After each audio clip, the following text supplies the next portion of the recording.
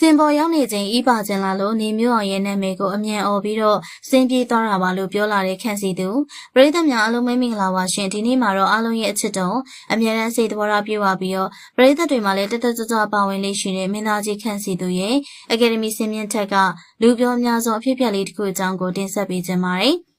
အစတော့ကတော့ဒီကိစ္စကလူမှုကွန်ရက်ပေါ်မှာအတော်လေးနားလည်မှုလွှဲပြီးတော့ခရဲရိတ်သွားခဲ့ရပါဒါပေမဲ့အဖြစ်မှန်ကတော့တကယ်ကိုငိုအားထက်ရေအားတန်ဖြစ်စေအောင်အခြေအနေမျိုးဖြစ်လို့ပရိသတ်တွေကသဘောကျသွားစီမှာသိချပါပဲ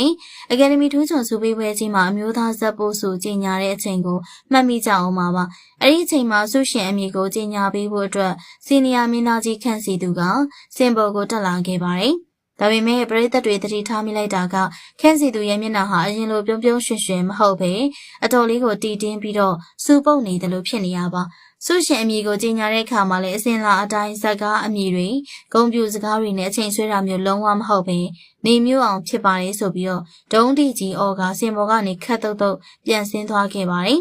ဒီမြင်ကွင်းကိုမြင်လိုက်ရတဲ့ပရိသတ်တွေနဲ့ဆိုရှယ်မီဒီယာအသုံးပြုသူတွေကြားမှာချက်ချင်းဆိုသလိုထင်ကြီးတွေအမျိုးမျိုးထွက်ပေါ်လာပါတယ်ခန့်စီသူကနေမျိုးအောင်ဆွရတာကိုမကျေနပ်လို့လားသူတို့နှစ်ယောက်အပြင်မှာမတည့်ကြဘူးလားစီနီယာတယောက်အနေနဲ့ဒီလောက်ကြီးတော့မျက်နှာမပြတ်သင့်ဘူးဆိုပြီးတော့ဝေဖန်တဲ့တွေပွဲလို့ရိုက်သွားခဲ့ရပါဒါပေမဲ့စူပေးပွဲဆိုတာတနိုင်ငံလုံးကစောင့်ကြည့်နေတဲ့ပွဲကြီးဖြစ်လို့ခန့်စီသူရဲ့ဒီလိုခက်ဆောင်ဆောင်အပြုတ်မှုတွေကအတော်လေးကိုခရဲရိုက်သွားခဲ့ပါတယ်ဒါပေမဲ့အခုတော့အဖြစ်မှန်ကပေါ်ထွက်လာပါပြီ။အဲ့ဒီအချိန်မှာခန့်စီသူဟာနေမျိုးအောင်ကိုမကျေနပ်လို့မဟုတ်ပါဘူး။မတည့်လို့လည်းမဟုတ်ပါဘူး။တကယ်တမ်းဖြစ်ခဲ့တာတွေကသူ့စင်ပေါ်တက်ခါနေတဲ့အချိန်မှာမှဘိုက်ကရုတ်တရက်ရစ်နာလာပြီးတော့အိမ်သာအသေးတန်သွားကျင်တာကြောင့်ပဲဖြစ်ပါတယ်။အကယ်ဒမီစီစဉ်သူတွေကသူ့ကိုစုကြည်ညာဖို့ဖိတ်ခေါ်လိုက်တဲ့အချိန်မှာသူကအောင်ထားရလွန်လွန်မျက်နှာကြီးကစူပုတ်နေတယ်လို့ဖြစ်ခဲ့တာပါ။သူရဲ့စိတ်ထဲမှာရှိနေတာကစင်ပေါ်မှာအရှက်မကွဲခင်အမြန်ဆုံးကြေညာပြီးတော့အိမ်သားစီပြေးမှဖြစ်တော်မည်ဆိုတဲ့အတွေးတစ်ခုတည်းပါဒါကြောင့်လေစာအိတ်ကိုအမြန်ဖွင့်နေမျိုးရဲ့နာမည်ကိုချက်ချင်းអော်ပြီးတော့